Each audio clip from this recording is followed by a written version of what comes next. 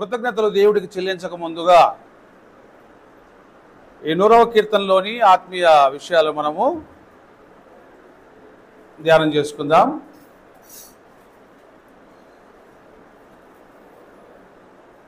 దేశములన్నిటికీ ఆయన పిలుపునిస్తున్నాడు. సమస్త దేశములారా యెహోవాకు ఉత్సాహధ్వని చేయుడి, సంతోషముతో యెహోవాను సేవించుడి. ఉత్సాహగానము చేయుచు ఆయన సన్నిధికి రండి, యెహోవాయే దేవుడని తెలుసుకొనుడి. చూడండి, సమస్త దేశాలకు ఈ పిలుపును ఆయన ఇచ్చి ఉన్నాడు. ఇజ్రాయేల్ దేశం మాత్రమే కదా ఒకనాడు దేవుని ఆరాధించే అనుభవం కలిగిన వారు, నిజ దేవుని తెలుసుకున్నటువంటి వారు. అయితే ఈరోజు మనము కూడా దేవుని పిల్లలముగా, దేవుని ఎరిగిన వారముగా, విశేషముగా దేవుని చేత ఎరగబడిన వారము అని వాక్యం అంటుంది. విశేషముగా దేవుని చేత ఎరగబడిన వారము అంటే దేవుడే మనల్ని గుర్తించాడు. మనము దేవుని వెతకలేదు, దేవుడే మనల్ని వెతికి రక్షించాడు. ఆయన వైపు నుంచే అధికమైన ప్రేమ మన మీద కనపరచబడుతూ మనల్ని కాపాడుతూ వచ్చిందనమాట. కాబట్టి మనం పొందిన ప్రేమను కాపాడుకునే వారముగా ఉంటే, పొందిన ప్రేమకు కృతజ్ఞత చూపించే వారముగా ఉంటే సరిపోతుంది. మనం అదనంగా ఏం చేయాల్సిన అవసరము లేదు, అదనంగా మనం చేయాల్సింది ఏమీ లేదు. పొందిన ప్రేమను, పొందిన కృపను పోగొట్టుకోకుండా దాన్ని నిలుపుకోగలిగినప్పుడు మనము ధన్యులం. దాని కొరకు మనము కృతజ్ఞతాభావముతో ఆయన సన్నిధిలో కూర్చుంటే ఆయన వెంబడించటము, ఆయన చెప్పిన మాటలను గైకొనడము, దీని వలన మన యోగ్యత స్థిరంగా ఉంటుంది. దేవుడిచ్చినటువంటి యోగ్యత స్థిరముగా మనము కాపాడుకున్న బద్ధులమై ఉన్నాము. కావున దేవుణ్ణి తెలుసుకుందాం. ఒకప్పుడు దేవుడు అంటే పరలోకంలో ఉండేవాడు, ఆకాశం పైన ఉండేవాడు, కంటి కనిపించని వాడు అని మనం ఊహ. కానీ ఇప్పుడు దేవుడిని తెలుసుకున్నామంటే ఇప్పుడు కూడా అదే చెప్తామా? దేవుడిని తెలుసుకున్న తర్వాత ఇప్పుడేం చెప్పాలా? ఇప్పుడేం చెప్తే సరిపోతుంది? ఇప్పుడు దేవుడు పరలోకంలోనే ఉన్నాడా?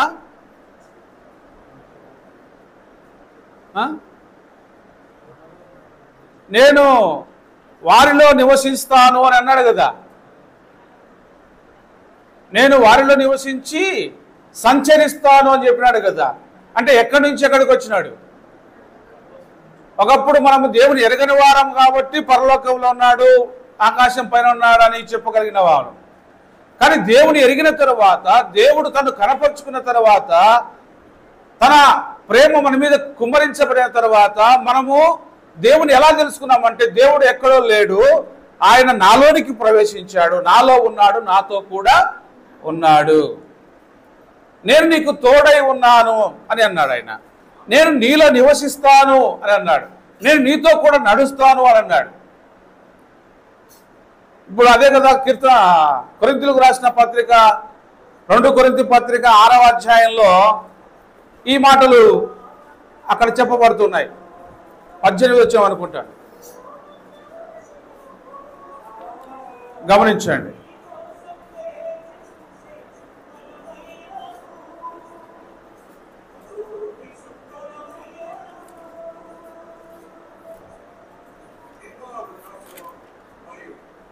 గమనించుదాం. 2 కొరింథీ 6:18, 16-18.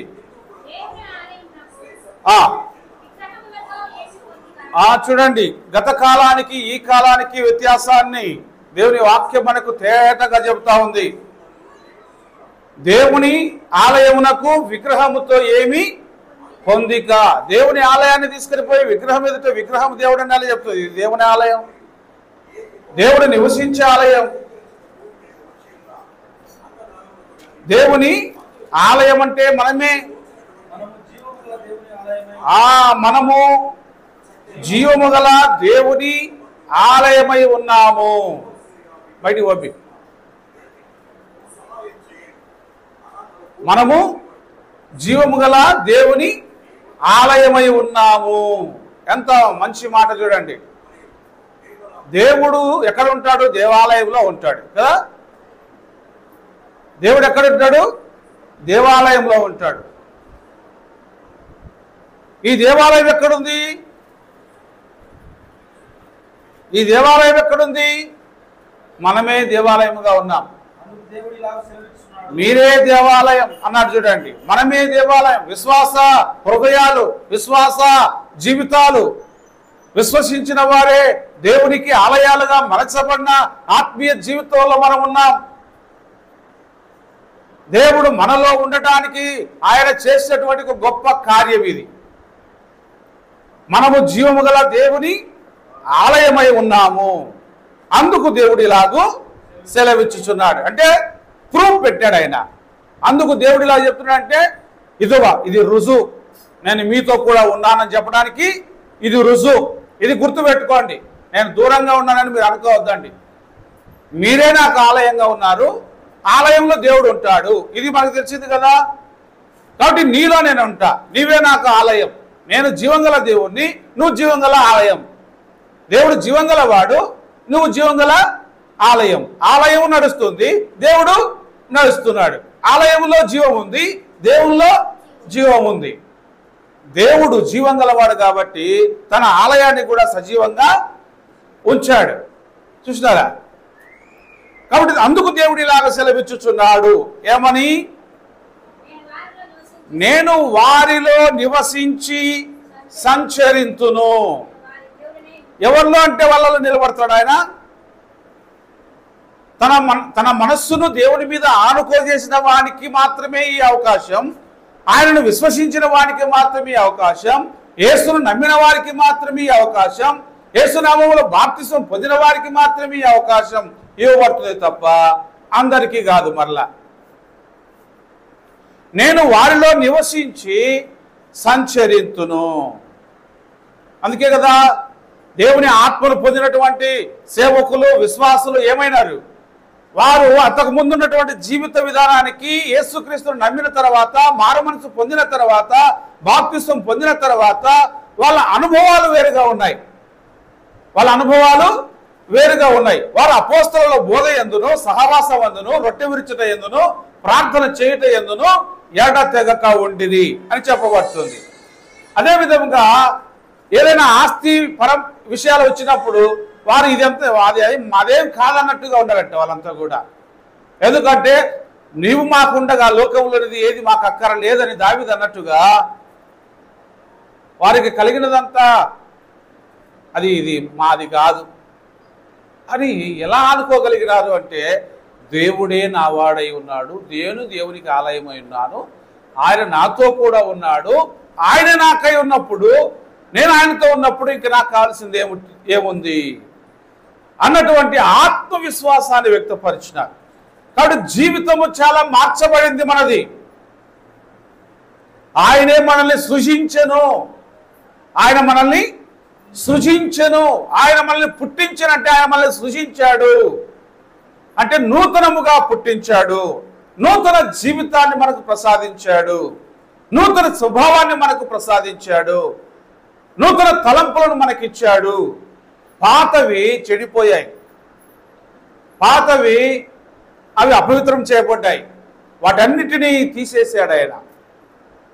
నూతనమైనది మనకిచ్చాడు. కాబట్టి నేను వారిలో నివసించి సంచరింతును. చూడండి, అంటే ఆత్మ తీవ్రత అనేది దేవుని కలిగి ఉన్నప్పుడు దేవుని పరిచర్య విషయమై, ప్రార్థించే విషయమై, పరిచర్య చేసే విషయమై విశ్వాసి ఊరుకునేవాడు కాదు. ఈ చేతులకు ఆయన నేర్పిస్తాడు, ఈ నోటికి ఆయన నేర్పిస్తాడు, ఈ కాళ్ళకు ఆయన నేర్పిస్తాడు, ఈ తలంపులకు ఆయన కావలి కాచి నేర్పిస్తాడు. సమస్తమును మహిమకరముగా, దేవునికి మహిమకరముగా ఈ ఆలయంతో ఎలా దేవుని సేవించాలో దేవుని యొక్క వాక్యం చేత మనకు నేర్పిస్తా ఉన్నాడు. చూడండి, కాబట్టి నేను వారిలో నివసించి సంచరింతును, నేను వారి దేవుడనై ఉందును, వారు నా ప్రజలై ఉందురు. ఇప్పుడు వీళ్ళు దేవునికి ప్రజలు. ఎవరిలో దేవుడు ఉండి, ఎవరు దేవుని కలిగి ఉండి ఆయనతో కూడా నడుస్తూ ఉంటారో, ఎవరితో దేవుడు నడుస్తూ ఉంటాడో వారు ఆయన ప్రజలుగా ఉన్నారు. ఆయన వారికి దేవుడుగా ఉన్నాడు.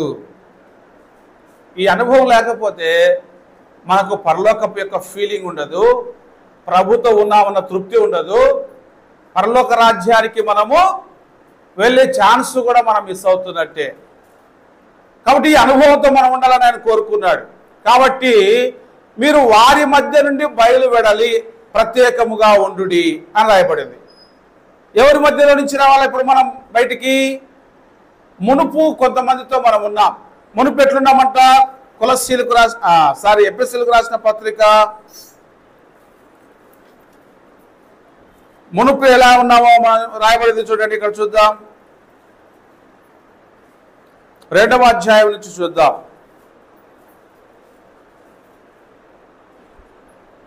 మీ అపరాధముల చేతను పాపముల చేతను మీరు చచ్చిన వారు, కానీ ఇప్పుడు సజీవుల లెక్కలో ఉన్నాం. సజీవుడైన దేవుడు మనతో ఉన్నాడు. జీవం గల దేవునికి మనం ఆలయముగా ఉన్నాం. అంటే మనకు జీవం వచ్చింది. ఇప్పుడు చచ్చిపోయిన స్థితిలో నుంచి జీవంలోకి ప్రభు మనల్ని తీసుకొని వచ్చినాడు. చూడండి, ఆయన మిమ్మల్ని క్రీస్తుతో కూడా బ్రతికించెను. ఇప్పుడు బతికామా లేదా? అంటే మనల్ని సృజించడం లేదా? మనల్ని పుట్టించాను అంటే అర్థం అదే కదా. మనల్ని పుట్టించాడు, బతికించాడు. మళ్ళా మీరు వాటిని చేయొచ్చు. వాయుమండల సంబంధమైన అధిపతిని అనగా అవిధేయులైన వారిని ఇప్పుడు ప్రేరేపిస్తారంది. ఎవరినట్లా ఇది? అవిధేయులైన వారిని సాతాను ఇప్పుడు ప్రేరేపిస్తూనే ఉన్నారు. ఎవరు దేవునికి అవిధేయత చూపుతుంటే వాళ్ళని ఇంకా ఎక్కువ ప్రేరేపించి, వాళ్ళ చేత ఇంకా తప్పుడు పనులు చేయించి, ఇంకా లోక సంబంధమైన పనులు చేయించి, ఇంకా పాపం అధికంగా చేయించి, ఇది లోక సంబంధమైనటువంటి జీవితాన్ని పురికొల్పేది అపవాది. అవిధేయులంతా కూడా అపవాది ప్రేరణకు లోపడాల్సిందే. వాడు ఆ విధంగా చేస్తారంటాడు. కానీ విధేయులకు ఎవరికి ఏముంది? విధేయులకు పరిశుద్ధాత్మ నడిపింపు ఉంది. అపోస్తల కార్యాలు చూడండి, ఇది అలాగే ఉంచుకోండి. మళ్ళా చూద్దాం. దేవుని పట్ల విధేయత చూపిన వారికి ఎవరు తోడుగా ఉంటారు? అపోస్తల కార్యాలు 3వ అధ్యాయ భాగంలో ఒక మాట ఉంటుంది, చూద్దాం. 5వ అధ్యాయము 32వ వచనం. 5:32.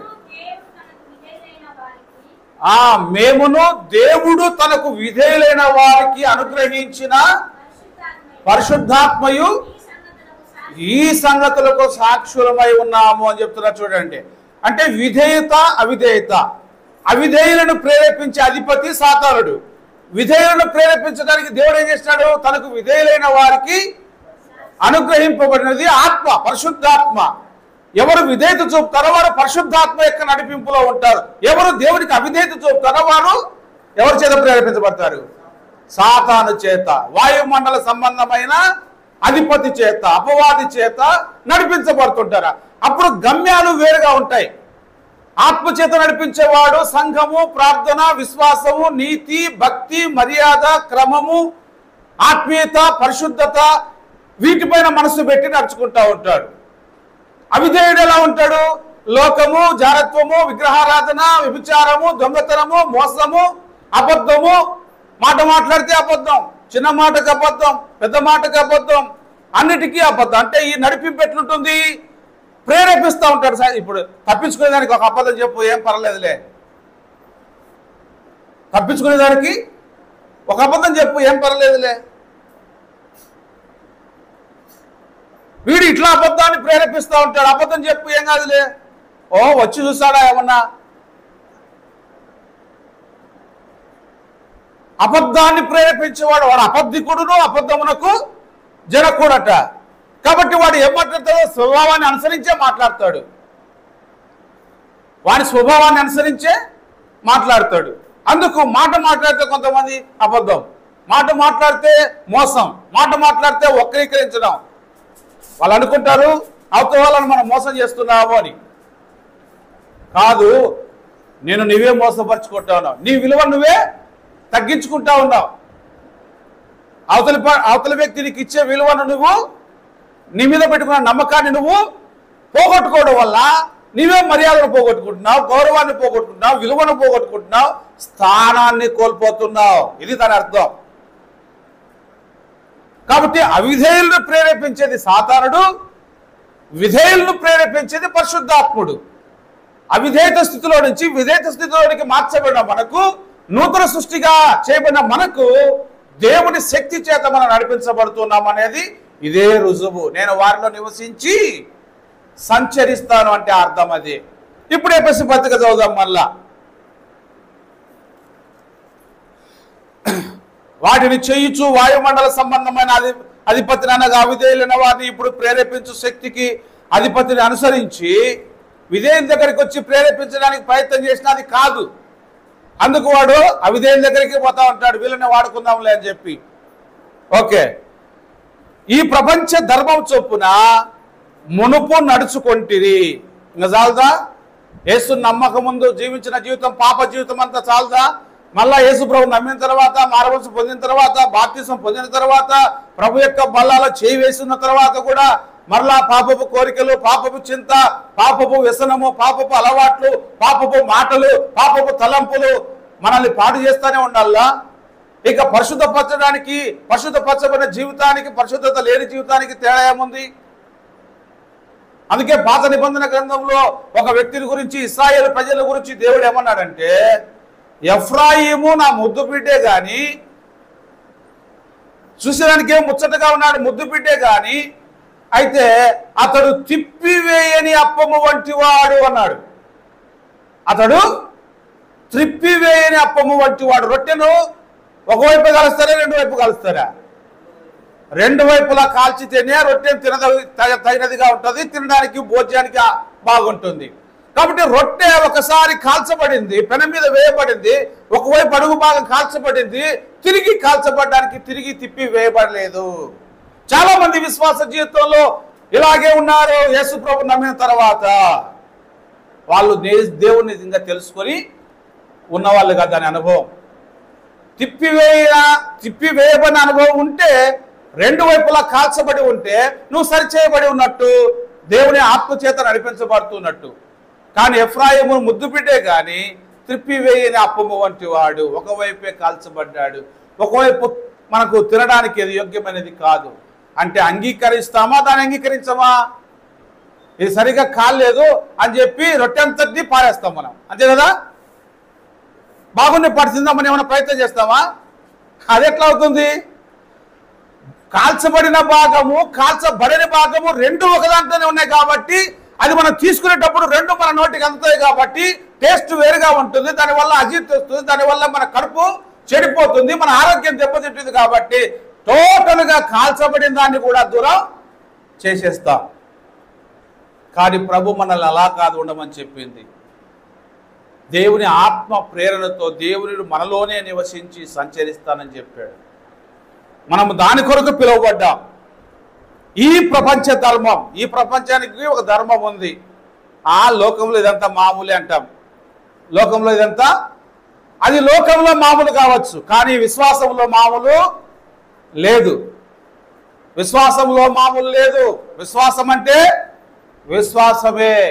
ఎక్కడ కొలబద్ద ఒకటే ఉంది. కాబట్టి ప్రపంచ ధర్మాన్ని పక్కన పెడదాం, మునుపు నడుచుకున్న అనుభవాన్ని పక్కన పెడదాం.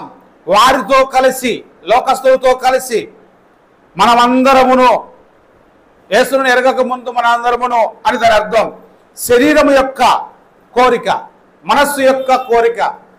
శరీరానికి ఏది కావాలంటే అది అనుకూలంగా, ఏసీ కావాలంటే ఏసీ కదా, ఫ్యాన్ కింద కావాలంటే ఫ్యాన్ కింద, రుచి కావాలంటే రుచి, ఫలానా బట్టలు కావాలంటే ఫలానా బట్టలు. శరీరానికి కావాల్సింది ఏంది? శరీరం కోరిక అంటే తినడం, కట్టుకోవడం, తిరగడం, ఇవి అన్నమాట శరీర కోరికలు. మనస్సు కోరిక, ఇది అనుభవించాలా, అది అనుభవించాలా, ఇది ఎట్లుంటుందో అది ఎట్లుంటుందో. మనస్సు యొక్క శరీరం యొక్క మనస్సు యొక్క కోరికలు ఇవి ఏమన్నా ఆత్మకు మేలు చేసే కోరికలా? పరలోక రాజ్యానికి ఆటంకాలైన కోరికలు. ఇలాంటి కోరికలు గొంటెమ్మ కోరికలని మన వాళ్ళు అంటూ ఉంటారు. ఈ తీరేవి కాదా ఏ కదా అన్నట్టు. ఇది చాలా భయంకరమైన కోరికలు. ఈ కోరికలతో జీవితమే పాడైపోయింది. ఈ కోరికలతో కొందరు జీవితాలు నాశనం అయిపోయినాయి, కుటుంబాలు పతనం అయిపోయినాయి. పొడుచుకున్నారు కదా, ఏం చేశారంటే పొడుచుకున్నారు, హత్య చేసినారు. ఎట్లుంటా చూసినావా? హేరోదియా అనేటువంటి ఒక స్త్రీ ఉంది. హేరోదు తమ్ముడు ఫిలిప్పు భార్య కదా. ఈ హేరోదు తన తమ్ముడి భార్య మీద కన్నేస్తున్నాడు. జారత్వం, వ్యభిచారం, శరీరం ప్రేరేపించింది కోరిక. ఆ విధంగా అది అందరినీ ప్రేరేపిస్తూ ఉంటుంది. అవిధేయతలో ఉంటే ఎక్కువ ప్రేరేపిస్తుంది, విధేయతలో ఉంటే దూరంగా ఉంటాం. అవిధేయతలో ఉన్నాడు కాబట్టి ప్రేరేపించింది. ఇది తప్పు అని బాప్తిస్మిచ్చి యోహాను చెప్పాడు. నువ్వు అధికారం గల వాడవు, ఒక రాజుగా ఉన్నావు, నువ్వు ఇట్లాంటి పని చేయకూడదు, తప్పు అంటే ఆమెకు కూడా కోపం వచ్చింది. ఏంది పంచాయతీ అంతా మనకు వాక్యం చెప్పి నేను వచ్చినాడు కానీ ఆడికి పోకపోతేనే సరిపోలే. ఎప్పుడు పోయినా కూడా వాక్యాలన్నింటినీ చెప్తున్నారు. వాదనకు పోయినా మనకుంటే సరిపోయా, అంతా మన కోరిక ప్రకారం చేసుకోవచ్చు అని చెప్పి మన వాళ్ళు ఎట్లా అనుకుంటారో ఆమె అయితే అట్లా అనుకోలే, ఇంకా జాచి అనుకుంది. ఆడగాడు తిరిగి చెప్పకూడదు అని చెప్పి అరెస్ట్ చేయించింది. హేరోది వెంటనే అరెస్ట్ చేశాడు. ఆమె నిమిత్తం, హేరోదియ నిమిత్తమా ఆయనను అరెస్ట్ చేశాడని రాయబడింది. అంటే ఈమె ఇంటికి పోయిన నుంచి హేరోది ఏంది నువ్వు చేసిన పని అయిపో ఆమెను చెప్తా అంటే, నీ దగ్గర అధికారం ఉంది కదా, ప్రవక్త అయితే ఎవరికైతాడు, కాడీలే సేవకుడు అంటే లెక్క జాముందా? నా ఆత్మ కొరకు పరితపించేవాడు, ప్రార్థన చేసేవాడు, కన్నీరు విడిచేవాడు, వాక్యాన్ని ప్రిపేర్ చేసుకొని నా ఆత్మీయ ఆహారం కోసం, నా ఆత్మ బలం కోసం వాక్యాన్ని ధ్యానించి కష్టపడి కన్నీరు కాచి దేవుని అడిగి బతిమాడుకొని వాక్యాన్ని బోధించేవాడు, బోధించిన తర్వాత శ్రద్ధతో ప్రార్థన చేసేవాడు, కాపాడడానికి, నా ప్రయాణానికి, నా జీవితానికి, నా కుటుంబానికి క్షేమకరమైన సంగతులను అందించేవాడు, ప్రోత్సహించేవాడు, దీవించేవాడు, ఫలములు ఆయన వల్ల నేను పొందుకుంటున్నాను ఆత్మ విచేచన ఎవరికైనా ఉంటే సేవకుడు చెప్పిన మాట వింటారు. చూసినాంపా ఇది కాకపోతే ఇంకొకటి అవుతుంది అంటలా. ఆ టైప్ అయిపోతే యాడా ఏమీ ఉండదు. ఇప్పుడు ఆమె ఆ టైప్లోనే ఆలోచన చేసి అతన్ని అరెస్ట్ చేయించింది. అంతేనా? సమయం చూసుకొని ఆయన చావును కోరింది. శరీరం యొక్క కోరిక ఎంత పని చేసింది చూడండి. ఆ కోరిక ఎన్నాళ్ళు తీర్చుకుంటుందా? మేము ముసలాం అయిపోయింది, ఇంకా తీర్చుకుంటుందా? చచ్చిపోయింది, తీర్చుకుంటుందా? కానీ దాని తర్వాత ఎంత నరకం అనుభవించుంటుందా? బాప్తిస్మ ఇచ్చే వాళ్ళ తల నరికి పల్లెంలో పెట్టుకొని తీసుకొని రావాలంట. తన కాళ్ళ కటికి తెప్పించుకుంది. ఒక ప్రవక్త తల, దేవుని సేవకుడి తలను తెగొట్టి పల్లెంలో పెట్టి తీసుకొచ్చి చూపిస్తే అప్పుడు ఆమె మనసు శాంతి ఇచ్చిందంట. ఇంకా నా ఇష్టం వచ్చినట్టు నేను బతకచ్చు, అడ్డు చెప్పేటోళ్ళు లేరని. ఆ తర్వాతనే మన ఒంట్లోనే ఒక రోగం పుడుతుంది. ఒంట్లోనే ఒక రోగం పుడుతుంది, ఒక పురుగు పుడుతుంది. ఏం చేస్తాం దానికి? ఏమీ చేయలేం. అనుభవించి అనుభవించి శరీరం అంతా కుళ్ళిపోయి క్షీణించిపోయి పురుగులు పట్టి ప్రాణం విడవాల. ఏం సాధిస్తాం? అందుకే దేవుడు మనల్ని ప్రేమించినైనా నీకు ఆ పాప జీవితం వద్దు, ఆ రోత జీవితం వద్దు. నువ్వు అవిధేయతలో కాదు ఉండాల్సింది, విధేయతలోనికి రా.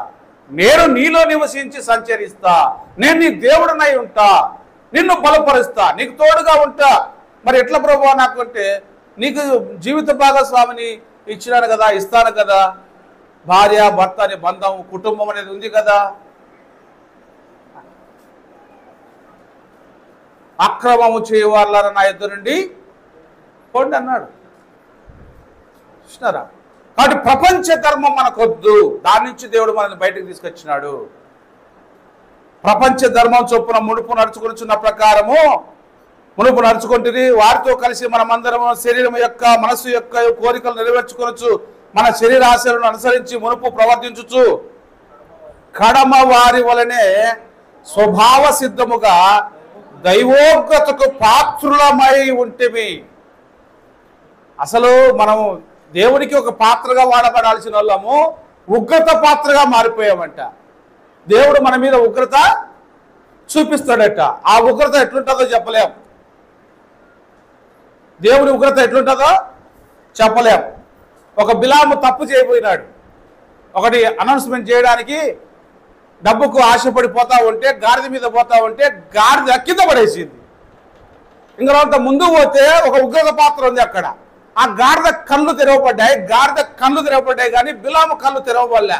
గాడిద కళ్ళు తెరవబడితే గాడిదకి ఎదురుగా ఏం కనపడుతున్నారు? ఎవరంటే వరదీసినటువంటి ఒక ఖడ్గము చేత పట్టుకొని ఉన్నటువంటి పెద్ద దూత కనపడతా ఉందంట. ఒక దూత ఖడ్గం తీసుకోలేదంట. అంటే అటుకి పోతేనే బిలామును కొట్టేయాల, కొడితే కింద పడి చావాలా. గాడిద కళ్ళు తెరవబడ్డాయి. అది ఆగి ఇదిలిచ్చింది. ఇదిలిస్తే కింద పడినాడు. కింద పడతారే నన్నే కింద వేస్తావని చెప్పి దాన్ని బాధడం మొదలుపెట్టాడు. బాధ మొదలు పెడితే దేవుడు దానికి మాట్లాడే స్వరం ఇచ్చినాడు. అప్పటికప్పుడు ఆయన రిమోట్ మార్చేవాడు. ఆయనకేముంది కదా. ఇప్పుడు గాడిద మాట్లాడుతుంది. గాడిదలు గుర్రాలు కుక్కలు మాట్లాడబడితే మనం అంతా ఏమవుతామో చూసుకోండి. పిల్లులు మాట్లాడితే ఎలకలు మాట్లాడితే అన్ని మాట్లాడడం ప్రారంభించింది అనుకోండి, మన పరిస్థితి ఏమవుతుందో చూసుకోండి ఒకసారి. గాడిద మాట్లాడుతుందంట, నేను నీ దాననేది మొదలుకొని ఏనాడైనా నిన్ను ఈ విధంగా నీ ఏడలా ఇట్లా ప్రవర్తించానా, ఎప్పుడైనా కింద వేసానా, మరి ఇప్పుడు నన్ను ఎందుకు ఇట్లా కొడుతున్నావు అంటే చంపుతా అట్నే మళ్ళీ మాట్లాడుతున్నావు, కింద వేసావా నన్ను అంటే మూర్ఖుడా, ఎదురుగా ఒక సావు నిన్ను వెతుకుతా ఉంది, నువ్వు ముందుకు పోతే చచ్చిపోతావు, నేను ఆపినా.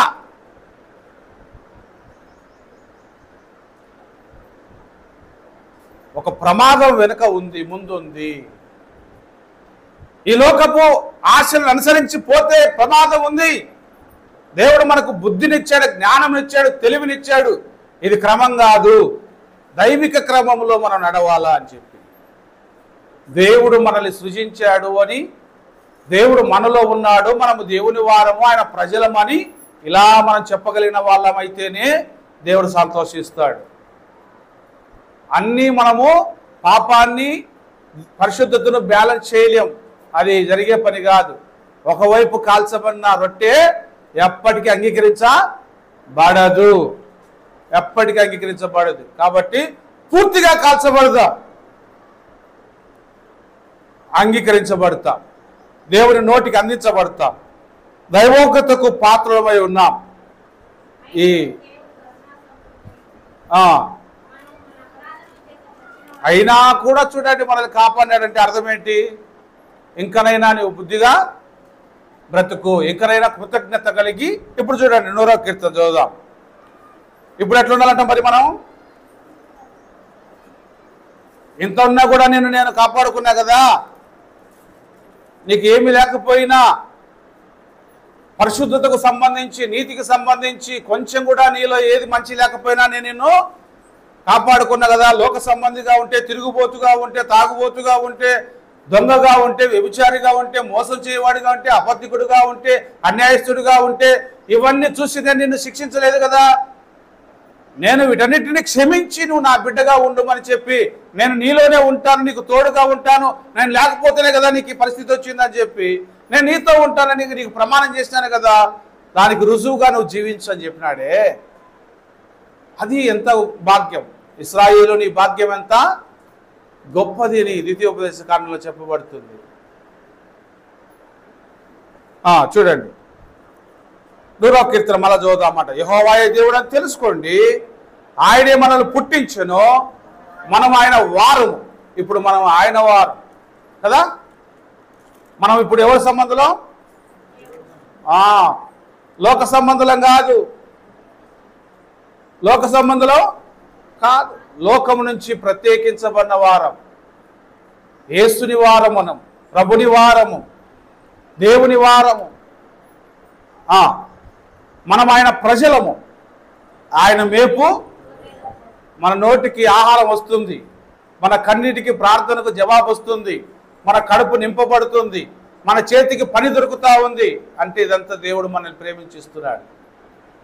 కాబట్టి ఇప్పుడు మనం ఏం చేయాలంటే 4వ వచనం చెప్పుకొని ముగించుకుందాం. కృతజ్ఞత అర్పణలు. నువ్వు ఏదైనా చెల్లించాలనుకున్నప్పుడు దాన్ని నీ అర్పణ ఎట్లున్నట్టు కృతజ్ఞతతో ఉండాలా.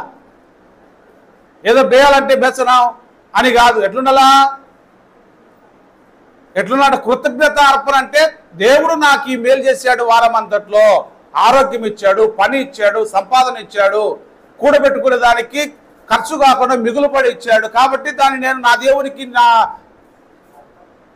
నా భాగాన్ని, నా అర్పణను, నా కానుకను నేను కృతజ్ఞతగా ఇస్తాను.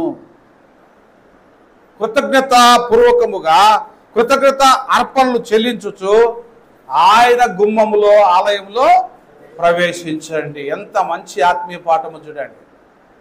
కృతజ్ఞతా భావంతో మనం మోకరించి, కృతజ్ఞతతో, నోటి మాటలే కాదు, మనం ఇచ్చేది కూడా కృతజ్ఞతతో, మనం చేసేది కృతజ్ఞతతో, మనం నడుచుకునేది కృతజ్ఞతతో.